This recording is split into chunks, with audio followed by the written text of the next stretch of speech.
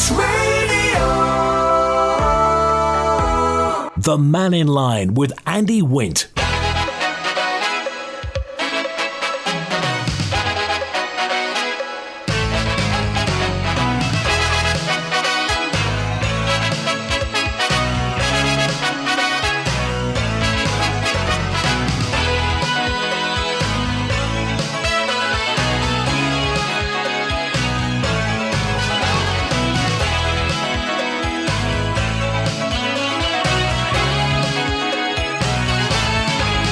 Pastor Mike, good afternoon. Welcome to Mannin Line on Manx Radio. It's your chance to have your say 5 days a week, midday through till 1. And it's an open line today. So call 66 13 68, text or WhatsApp 166 177, email studio@manxradio.com.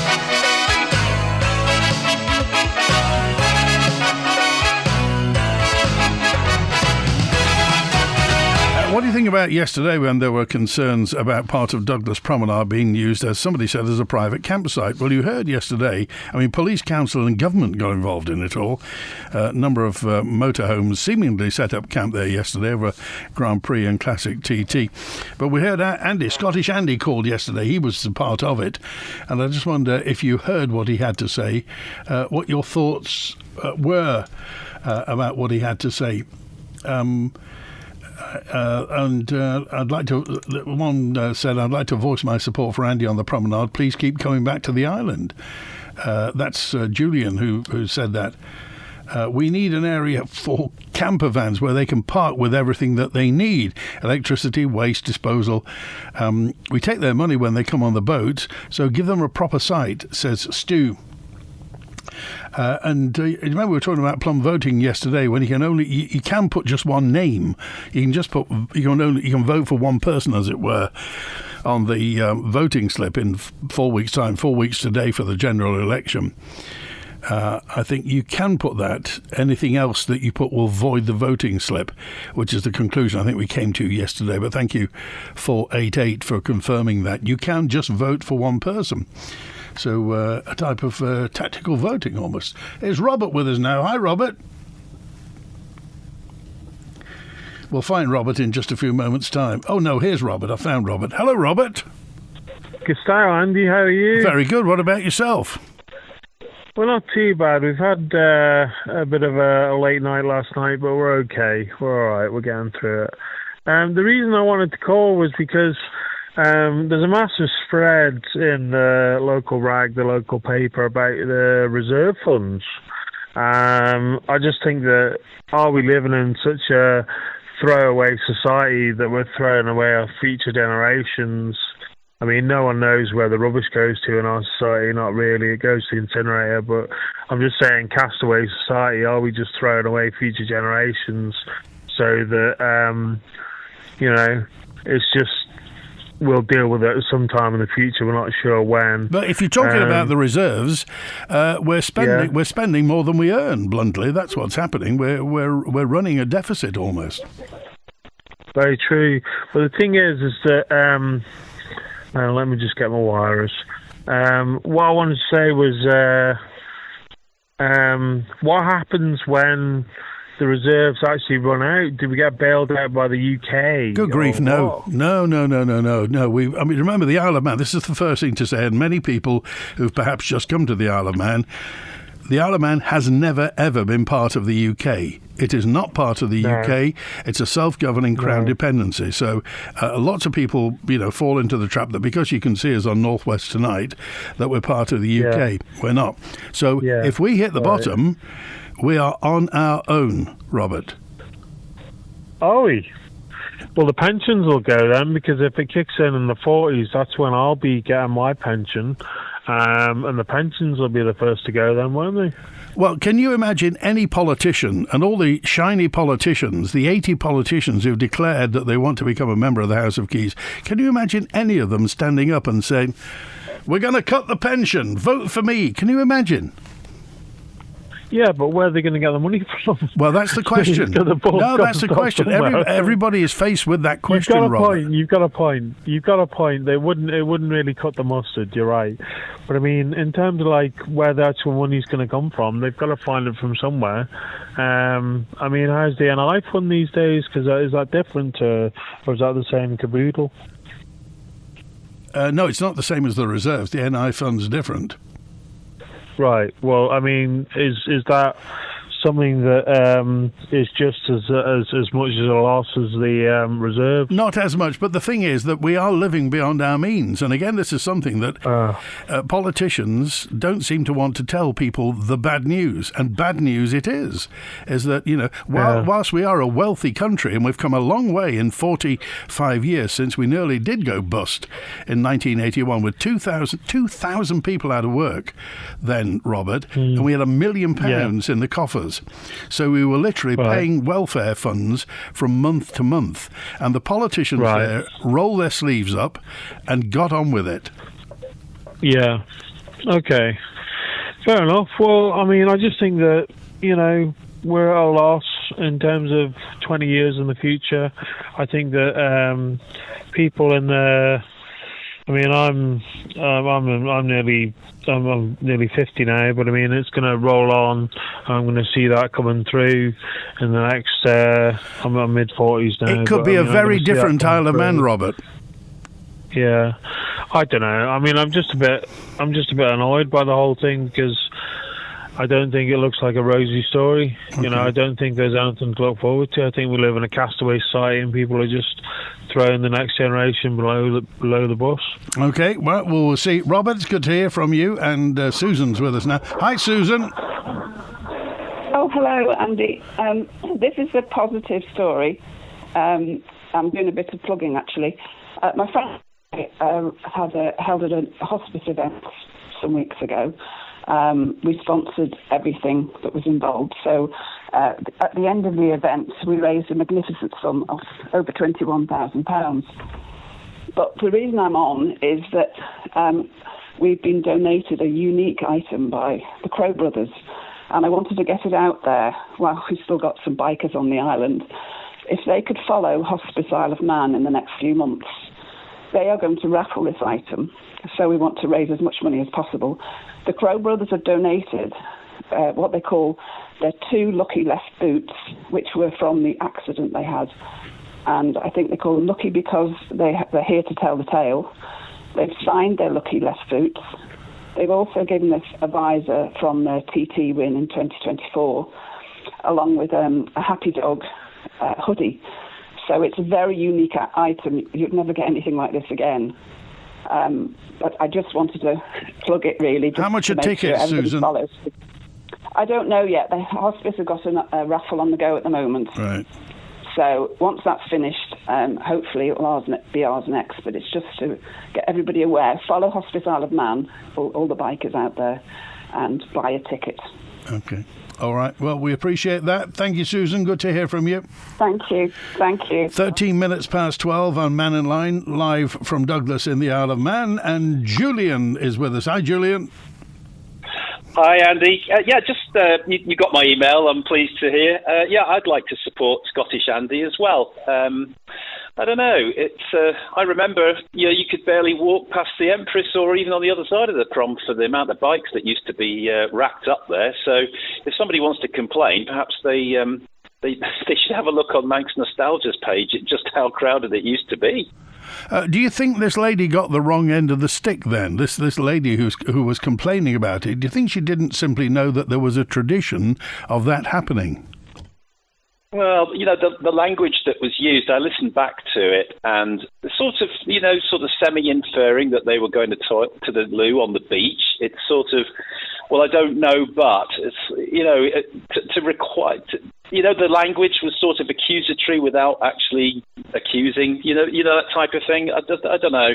I'm just fully supportive. I hope if Andy's listening that he does come back as many times as he likes and enjoys it. It's funny. I had to tell you, I had a couple of emails in the office yesterday afternoon after the programme, and people saying that it actually upset them, that they thought this guy and his pals who've been coming for years, and they're no spring chickens, of course. They've been coming for a long, and they're, business owners and what have you. And they come. Basically, it's a boys' day out, isn't it? It's the sporting, the motorcycle narrative as male therapy, isn't it?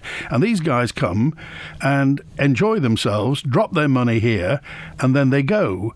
And this has happened. And as Andy said, it leaves a bit of a sour taste in the mouth.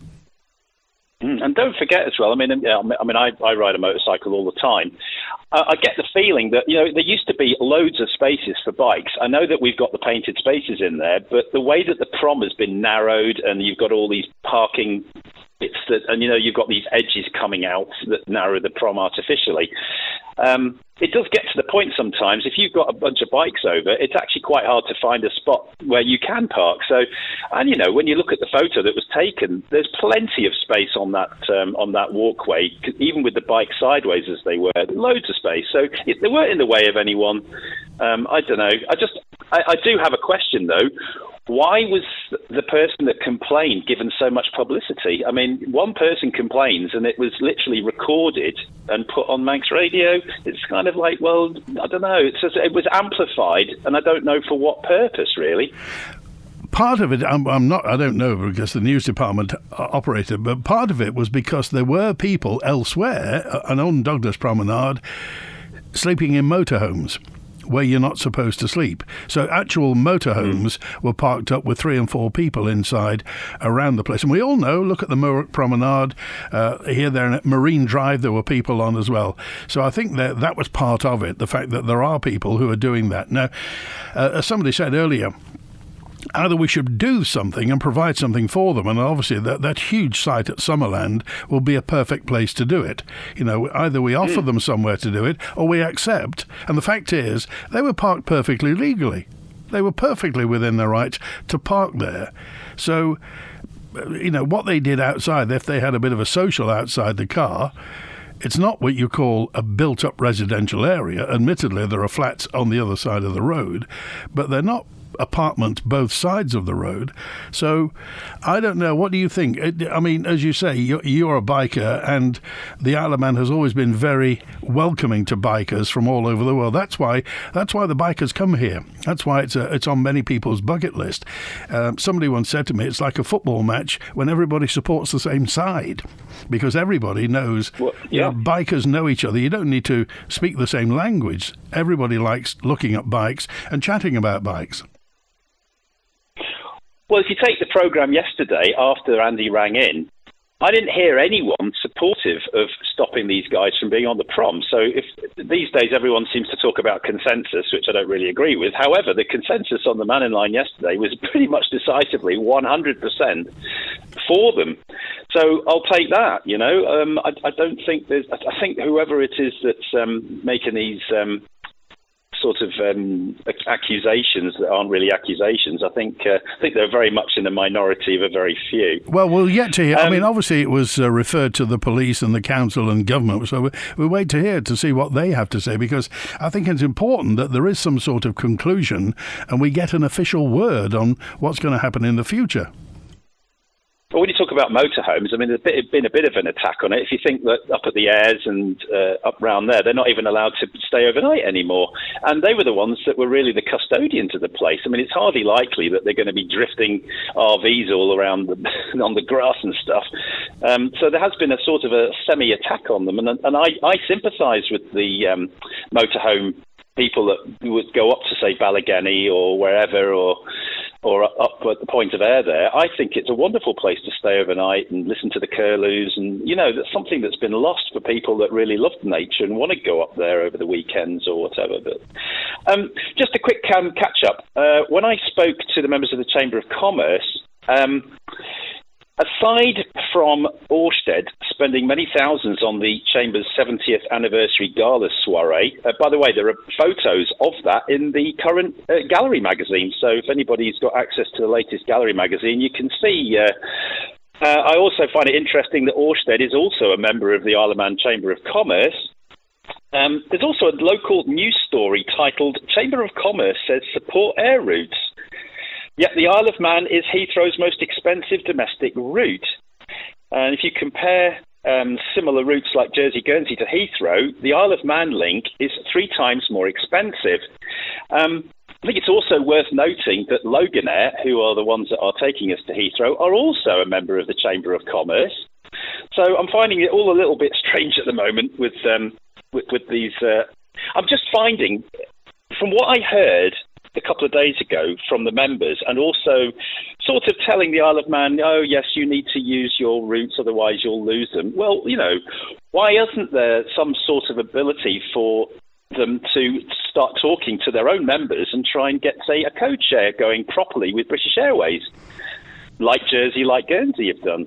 That makes sense. I mean, you're looking at 50-odd quid one way to go from Guernsey to Heathrow or Jersey, and we're paying 143. Well, remember, there is one thing that kind of overarches all this, is that the Channel Islands own their own airline.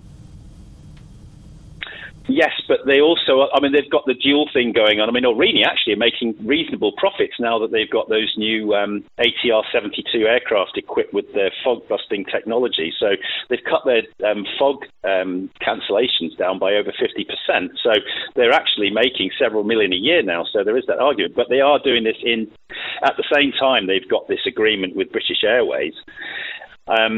It just strikes me that the Chamber of Commerce seems to be, wining and dining, or getting wined and dined by Orsted. At the same time, they don't seem to be doing much for our connectivity. It's almost like they're kind of bought into this green thing where we're not really bothered about travel, but we want the wind turbines or whatever it is. But I just I just wonder if they're actually losing a connection with reality, with what the island actually needs. If you actually look at the Chamber of Commerce's manifesto, they talk about more competitive business environments, energy security, economic growth, better connectivity with the UK and international markets.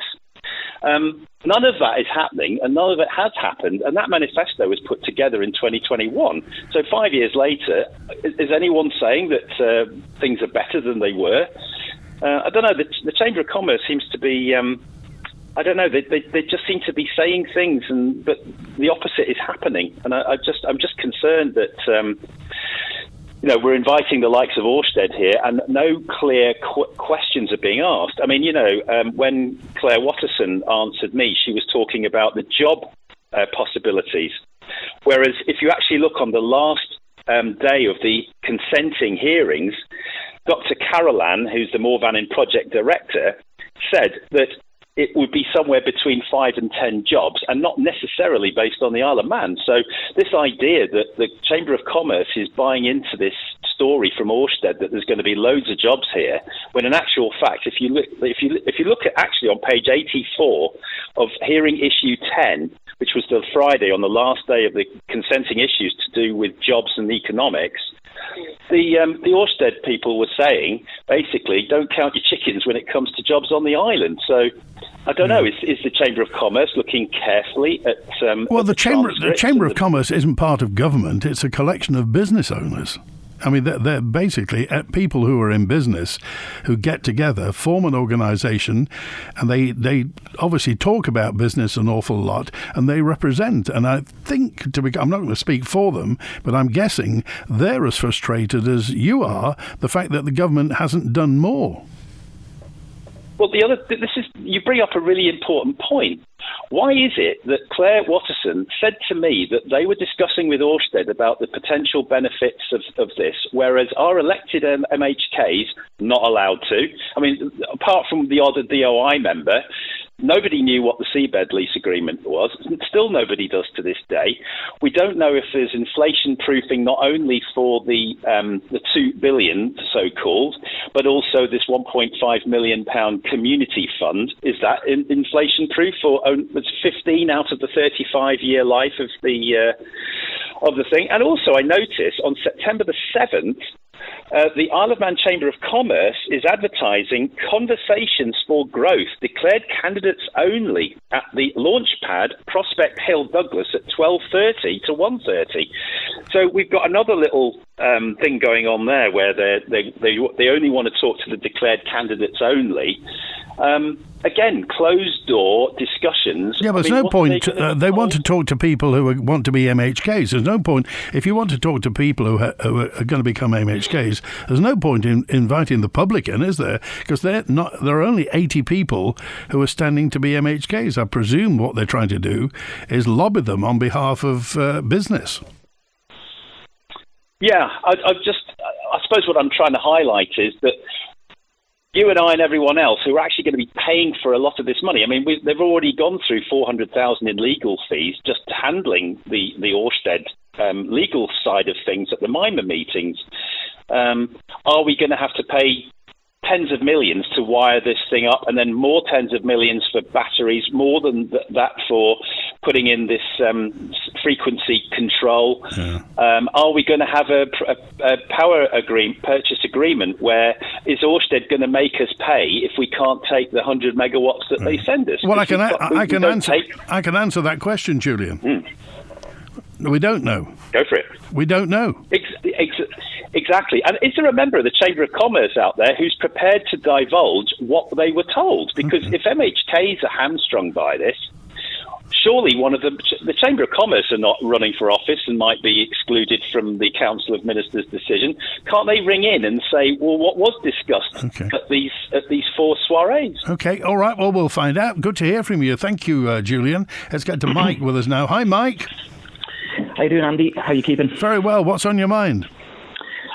I just want to give my sixpence to this motorhome stuff that's going on. Right. I've been a motorhomer now for 30 years, just over 30 years. I also ride bikes. I've been riding bikes since I was 16, so 41 years. My opinion on it all, I travel all over Europe in my motorhome. In fact, in 2 months, we'll be off again for the winter. We do a lot of wild camping, and we use a lot of airs in Europe. Now, my issue with the thing on the promenade is not the motorhomes being parked there, not the people sleeping in them overnight, but if you go past them, and it was happening TT Week, it was also on Marine Drive TT Week, a lot of them are leaving their wastewater tanks open and just dumping the wastewater straight onto the road. Now, I look out for that being a motorhomer. Now, that's what offends me. That needs clamping down on. You end up with problems with ringies. You end up with problems with the wildlife because there's soap content in the water that's coming out onto the road. There's little bits of food leftovers from washing up, etc., etc. Do you ever do that, Mike? No. I go and dump my water at a disposal. I'd like to congratulate at this point, by the way, Ramsey Commissioners. We use their facility quite often when we're passing back through. We go up the airs quite often and we'll come back down. They've got a grey and a black disposal that's free of charge at the end of the Murik park there, and it's great. That's what Douglas needs as well, to be honest, and the Summerland site would be ideal for it. In fact, Summerland, if you turn that into a motorhome parking area, TT Week, Manx Grand Prix Week, and you charge people, I don't know, a couple of quid to park overnight, and that included your waste and your fresh water, it would work. It would work, and it would solve the problem. If you don't do that, why would people do that? Why would responsible motorhomers do that and cause pollution? Why would they want to do that? One, they're not responsible if they're doing that, and number two, they don't want to move vehicles. If you look at the vehicles that park up for the Manx Grand Prix and TT, they stay there for 2 weeks. There's no physical way that you can stay for 2 weeks in one area without having your grey water tank fill up. If you're washing every day, showering every day, and doing your dishes, it just doesn't work. So that's your answer. They're not responsible motorhomers.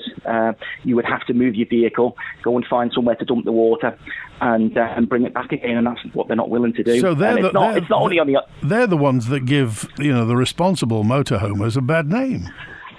Exactly, and it's not only on the Isle of Man. It happens in Europe as well. Don't get me wrong. This isn't an Isle of Man problem, but we don't like seeing it in Europe either. And I've actually walked up to motorhomers in the past and said, "Can you close your wastewater tank up?"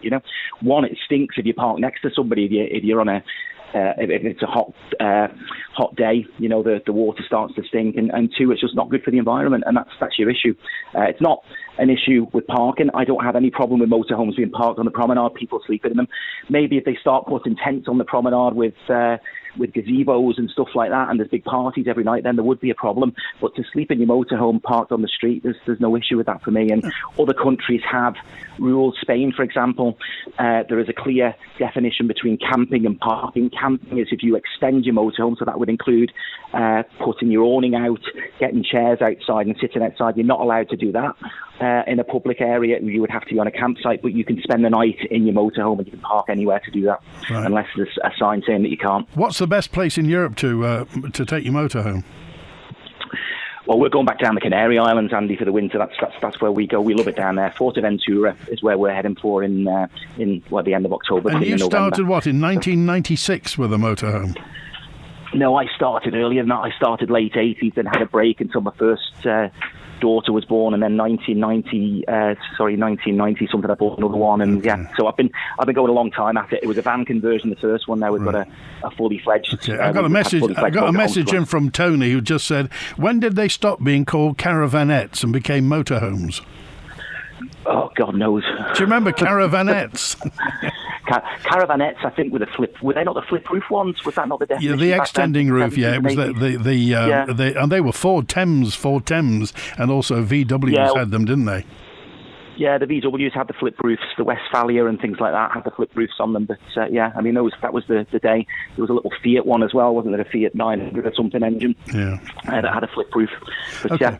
All right, Mike. Okay. Good to hear from you. Thanks for being with us today. And I want to go to Betty now. Hello, Betty. Oh, hi, Andy. I just rang in to say that I support everything Julian said, and I support Andy. But Julian said it so much better than I can. But so what do you think about this? Do you think the person who complained about this doesn't quite understand the tradition of people parking there? Yes, and exactly. I think she's not thinking about the island, really. Okay, all right. You don't have a motorhome, do you, Betty? No. And I can't even drive these days because I've stopped driving because of my eyesight. Okay. All right, Betty, it's good to hear from you. Thanks for being with us today. Okay, take care. Bye. Charity of the Week, brought to you by Kell Properties. The Friends of the Villa Gaiety, or FOGS, raise vital funds to help restore and maintain the historic Villa Gaiety. FOGS supports specialist repairs, refurbishment and improvements for audience and performer experience. You can help by joining FOGS, making a donation or contributing when buying tickets. Find out more at fogs.im or call 484 600. This advert is brought to you by Kell Properties.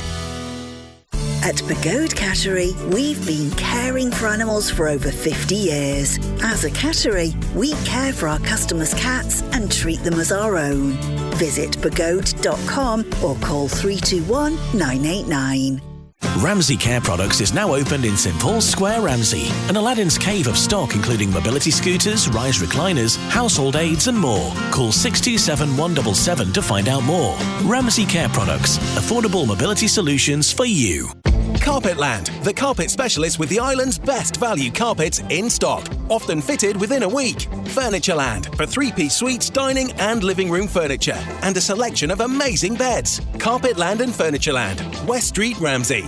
Important dates are coming up for the House of Keys general election. If you want to vote by post, apply early so your ballot pack arrives in good time. You can also hear from your electoral candidates to find out what they stand for before polling day, the 24th of September. Pre-election meetings will be held in each constituency from the 7th to the 18th of September. Visit elections.gov.im to check postal vote deadlines and download the application, and to find your local pre-election meeting details. You can also email elections@gov.im or call 685 754. The 2026 general election is now 4 weeks away, and next week on Manx Radio, we'll start our live constituency debate programmes from Studio 1 in Tramode. Between now and Election Day on the 24th of September, we'll feature each constituency to question the candidates asking for your vote, and an audience of voters from each area will join us to grill the would-be MHKs. Next week, we'll hear from candidates standing in Arbury, Castletown and Maloo Waterloo on Monday, Ayr and Michael on Tuesday, Douglas Central on Wednesday, and Douglas East on Thursday. Listen each evening from 6 o'clock, and you can watch the debates live on our website, on our Facebook page, and the Manx Radio YouTube channel on your smart TV. The 2026 general election. Find out all you need to know on our special election mini site at manxradio.com. The Mannin Line with Andy Wint. 25-1. We return to the island, says Jane, on Tuesday. The Ben McCree sailing absolutely packed. And there were lots of bikers coming for the racing. I really felt sorry for them. I wonder whether they'll get any recompense. And the numbers, Alan reckons the numbers are way down for Grand Prix because of the high costs of getting here. We need to make our mind up. Do we want visitors or not? And Juan's with us now. Hi, Juan. Are you not going to be jumping with the Red Devils tonight then, Andy? I thought they were going to be called the Moist Devils because of tonight. No, they're not making it, are they? Yeah, no, it doesn't look like it. No, you're going to have to keep being Mrs. Wint's little devil instead then, aren't you?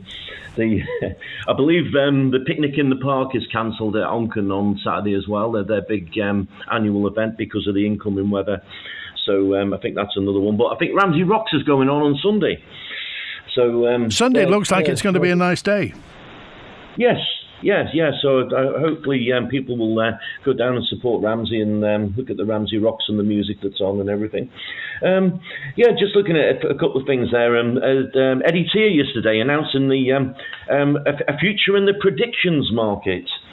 So I thought maybe they were going to host the world's annual fortune tellers conference here or something with that. So that's going to be interesting to watch the predictions market.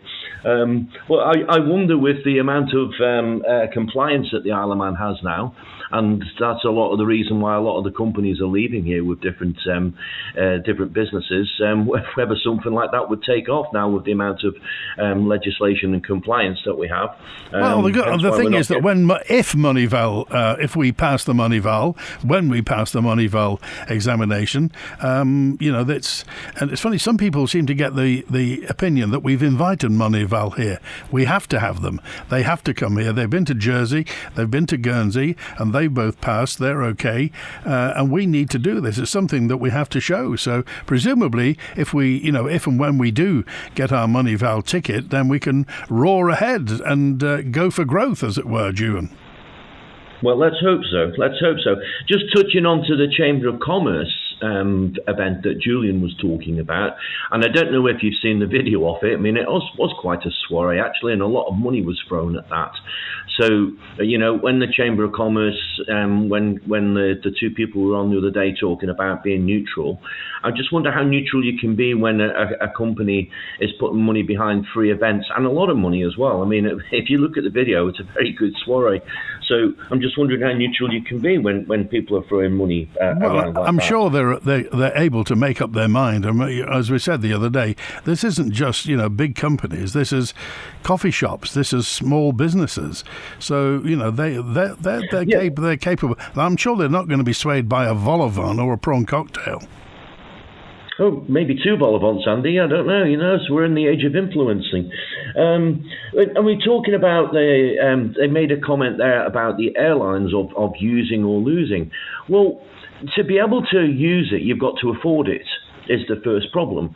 And if you look at the overall fares, approximate fares for Loganair, you're talking about a £300 return to Heathrow. So when they say use it or lose it, compared with EasyJet, which you can hop on if you get your ticket pricing right, so 30 quid each way, £40 each way, that's a massive difference. £300. And when the Loganair guy was on, I don't know whether it's this programme, he's definitely on Manx Radio 2 years ago maybe, talking about how they were code sharing with BA. I find it very clunky to actually try and get a forward ticket. To actually, I mean, they were saying, if you come with us, your bags will go straight through, and all the stuff that they have and the connection with BA. But I found it very clunky to try and get that from either side. You go onto a BA site, and they're offering no no flight connections with Loganair to the Isle of Man. So, I don't know how easy that is. Well, and also, the government haven't ever told us how much they subvent, how much they pay Loganair, because obviously this started during COVID when the government was guaranteeing a certain amount of money. So obviously, whatever the load factor is or the yield, we don't know which is which with Loganair. We don't quite know where public money comes in to maintain the connections. But I mean, the fact is, though, Ewan, there's a real shortage of regional airlines in Britain. Once upon a time, there were half a dozen. Now, Loganair's about it. The subvention, I believe, is in the region of about 7 million. So it's not to be sniffed at, is it? There's a lot of money getting put out there. And like you mentioned there before with the Channel Islands, they've done something recently. They've hooked up with BA Regional, I think. So again, less clunky, because BA then, I believe that the figures have gone up within Jersey and Guernsey on their tourism figures because of this, because of easy connections. So, you can travel with ease. If you're going off here with BA, you can travel with ease the same day onto an international flight with all your baggage forwarded. And that saves on a hotel, because obviously you've got a through ticket. You're kind of ensured that your next flight's going to be looked after if you're going through with BA. So surely it would make sense to try and do that and do something. But in hindsight, wouldn't it have been great if the government would have kept them Heathrow routes in the old BA days? Well, I mean, and when Manx Airlines were around, but I mean, I have to say, when I started doing this job in 1998, is it that long? It is that long, 28 years ago. The three things that got hassle all the time were the new Ben McCree, Dog Muck, and Manx Airlines. Everybody was slagging off Manx Airlines all the time, saying it's too expensive and this, that, and the other. Oh, we'd love to have Manx Airlines back now. Yeah, absolutely. That's very true. But yeah, that comment of use it or lose it, when you're paying £300 odd, I mean, that's a big chunk for anyone going on holiday, especially families. Well, it is for the private user, whether or not. I mean, obviously, corporate travel gets comes out as an expense, as a deductible expense. But I mean, as a public member of the public, as a private user, it's hefty, and there's no getting away from that. And that kind of goes along with what I was saying yesterday about the TT and turning it into corporate. And I know there's a lot of very high-flying business people who work in the city in London, and it's cheaper for them to block book their tickets and go to London than the travel time going back and forward to the suburbs and all the other stuff that goes with it. It was easier to live on the Isle of Man and fly home. So yeah, the corporate have no problem because it's paid for by other people. But it's also ordinary people that want to travel and go on holiday that suffer, isn't it? All right. Thanks, Ewan. Good to hear from you. I want to go to David with us now. Hello, David. In that case, we'll find Nick. Hello, Nick. Hello, Nick. Can you hear me okay? I'm using earbuds because I'm operating machine. Okay. Can you hear me okay? Yeah, get yourself as close to the microphone as possible, please. Yeah, that's as close as I can get. Okay.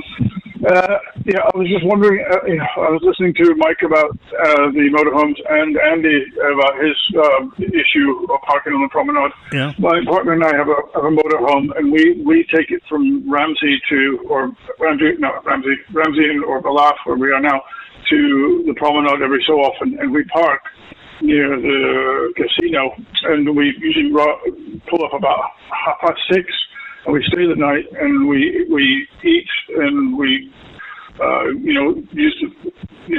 we go to town basically, and then in the morning we leave about 7 in the morning. We go and have breakfast, and park up near the sea terminal.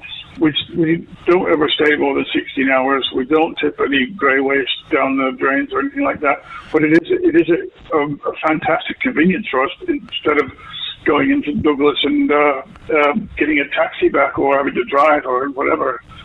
So we would hate to lose that privilege. And it is a privilege, like you say. It's not a right; it's a privilege. So I would really hope that they don't start banning the overnights, because it does say 16-hour limit there, and it doesn't specify that it's 16 hours in the morning or 16 hours through the night. Yeah. It doesn't specify that. And I think the idea of having Summerland as a place is a brilliant idea, because it's a very large area that is not being used. And if we had, a freshwater not hookup, but where you can attach your hose and refill your tank, or get rid of grey waste and black waste, that would be great. I mean, the one in Ramsey is brilliant, and it's maintained, it's kept clean. Nobody leaves a mess there or anything like that. So I think it would be a fantastic idea, and that would be, I think if the island could accommodate camper van owners more, it would be beneficial economically. Like Mike said, we also travel to France quite often, and we stay at the airs, and you can pull up on the motorway, and there's an air about every 15-20 kilometers, and they've got grey waste and black waste receptacles. They've got showers, and everything is free. You don't pay a penny, and you can buy food there, and you can stay the night. But we can't do that in the UK. I know we're not in the UK.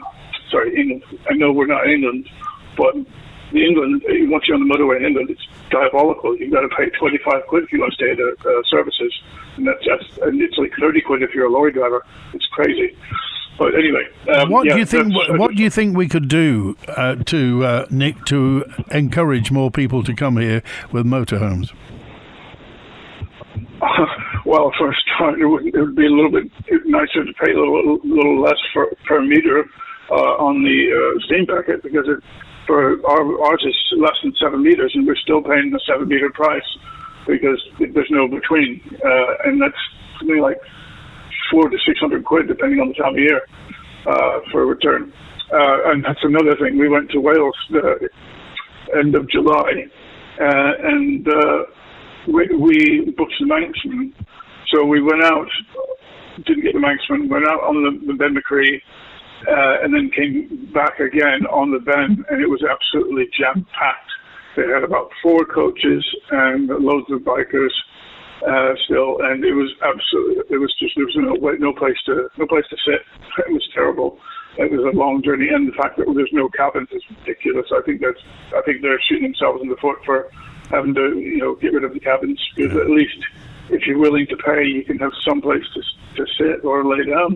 Because a 4-hour journey on the Ben is just it's hard, especially after you've been driving all day. All right. So anyway, that's my opinion. We appreciate it, Nick. Good to hear from you. Thanks for being with us today. We appreciate that opinion. And it's 13 minutes before 1. Remember the point about Mannin Line, it being an opinion programme. And the important point to bear in mind is that you have the right of reply. You have the right of rebuttal. If you hear anything on Mannin Line that you don't agree with, you're entitled to phone up. You're entitled to email, whatever you want, and have your say. This is the programme that your opinion comes out on. You have the right of reply. You have the right of rebuttal. You have the right to have your say. For a wide range of wood-burning stoves and a complete installation service, visit The Snug in Ramsey. And we don't stop there. Kiln-dried firewood and full aftercare service, including chimney sweeps and maintenance. Call The Snug in Ramsey. Jeffrey, that suit looks terrible. The sleeves are far too long and it doesn't button up in the middle. You need made to measure. Made to measure? See if I could afford that. You didn't complain when Spectrum made all our bespoke windows. Ah, that was different. At Spectrum, you get a bespoke service at an off-the-shelf price, whether you choose quality PVC or aluminium. Visit Spectrum Windows, the showroom, Derby Road, Ramsey, or call 817777. Dig it, lift it, dump it, load it. When you need to just get on and do it, Gun JCB it. Based in Spring Valley Trading Estate, they're the experts in JCB machinery sales, parts and servicing. JCB have been on the island since 1960, so their local experience and knowledge will help find the ideal equipment for your project. Just call 664 866 and ask for Matt for machine sales and Dave for parts and servicing. Gun JCB. Just do it. Ramsey Garden Centre have new stock arriving every week. There's something for everyone, whether for indoors or outside, plants, bedding, decorative or solar lights. Ramsey Garden Centre are open every day over the bank holiday, including Bank Holiday Monday. Elevate Rubber Cover from Rubber Roof Shop for one-piece flat roofing systems. No joins, no leaks. We also line commercial box gutters in one piece up to 60 metres with a 20-year written warranty against leakage. Call Rubber Roof Shop on 496667. The Mannin Line with Andy Wint. And David's joined us now. Hi, David. Hi, Andy. Can you hear me, mate? Loud and clear, thank you. You need to get the phones tested now and again. Get Max Telecom in to do some work. Listen, I was the destination was the airport last Friday when I picked my family up. I was a little bit early because the Flybe flight, not the Flybe, EasyJet flight was a little bit late. And I'd recommend anybody going to the airport, when you come in off the roundabout, go left and the back of the airport there and have a look at the disgraceful place of some of the buildings there. Old plant, old staircases, big huge staircases on vehicles, and all the, I'm going to say it, crap that the airport is just dumped there. And the building at the back is quite nice, but the windows are gone in it. So if you have a building and you don't put the windows in, what happens? It rains and it goes in, and you get vermin in it as well. And it was terrible. I went round the back to just have a look at the two planes that were flying up and down all the time. They were the Spitfire and the American job as well. Lovely. But I'm sorry, who's responsible for the airport? DOI. It's the government. It's the government. But I'd recommend anybody to come down there sometime, and when the plane's late or whatever, go and have a skeet around and have a little look, and make your opinions known to either your politicians or the future politicians or the DOI itself, because nothing ever gets done. Okay, well, just restate that again. So you go to the airport, you turn left instead of turning right. Yeah, down where De Beers used to be. Oh, right, yeah. And you cross over. It's where the Jet Centre place is absolutely lovely. You know, Kells have got it now, I think, or the Kells group has got it there. That's laid out lovely on it. But you go to the other side, which is the left-hand side behind there, and there's a couple of places where they're going to build hangars. And it's just old trucks left there. They're on English plates as well, Andy. That's the other thing that really annoys me. And we must talk about it sometime. I must get our friend who's the lawyer to give us a thing, because it says under the Act, when you have an English car or whatever comes across, it's as soon as practicable. And I'd like our lawyer friend from Douglas East there to say to us, what's the definition of soon as practical? Okay. All right. Thanks for calling today. See you, mate. Good to hear from you. And I think you can also, because sometimes they keep the gate open. That's the back end of Balthane Industrial Estate, isn't it? You can get from Balthane onto that road at the where the old hangars used to be. Yeah, I've been down there. It's there's all sorts of there's an old Bowser down there, refueling and stuff. There's some Manx Airlines porter cabins there. It's an absolute mess. I mean, it'd be great for shooting a film, for a derelict place, but that's really about it. Here's Kevin with us now. Hello, Kevin. Hi, Andy. What's on your mind, Kevin? Yeah, following. Yeah, I'll be brief. I know time's running out. I was just following on from a conversation I had with you and an MHK several months ago now, and it spurred me to mention this because of the interview with the Chamber of Commerce earlier on this week, which was very interesting. And it's about forward training and professional development for electricians and plumbers and gas fitters. And I think David Quirk has also mentioned this. I won't mention any particular names here because I know you've got to run through the list of other candidates. But I was speaking for the member who was responsible for the ESC about this problem about training on the island. And the final qualifications, or the AM2 as it's known, cannot be performed on the island now. It's been mothballed. You could do it from Hills Meadow, but it's now been, you have to now go away to Ireland, I think, or Ballymena. And you probably know that the Hills Meadow training facility has completely been mothballed now. That was the engineering facility there, and there must be several £1 million worth of machine tools down there. So nothing's happening there? Nothing's happening at all there, as far as I know. It's been shut down, and it's now being merged. It's all now from William Kennish and the main college. But specifically, what's happened is that there's a local training provider now. I'm not mentioning names here because it's advertising, but there's a training provider now that's come into from the UK to the islands and is operating out of a retail outlet. It's Balakotia, who is now providing this training for electricians. Now, this is mandatory training now because the regulations have changed. This is a 2352, a 91, I think it is. I can't remember. 92. Anyway, it's inspection and testing. Now, this now has to be completed by electricians now if you want to continue in practice, basically. But the point is that this is something that was raised as a question in Tynwald by the MHK, who I was in contact with following my earlier conversation. And the question and the answers that came back from Tynwald were very disappointing. They just basically restated the question and didn't address the underlying issues of not having this training facility on the islands. Now, there was also a member of the Manx Labour Party who was speaking on your programme, and again, I'm not mentioning names because we know who they are. Now, I don't think she actually grasped the issue, and I've spoken to other trades about this, and I think that the thinking that the government has about the construction sector is, I think that they sometimes think that tradespeople are sort of born fully formed. They pop out of the room and they're fully formed and qualified. Now, this onwards training was provided for gas fitters and gas engineers, and I raised this point that you didn't provide it for the electrical side, right?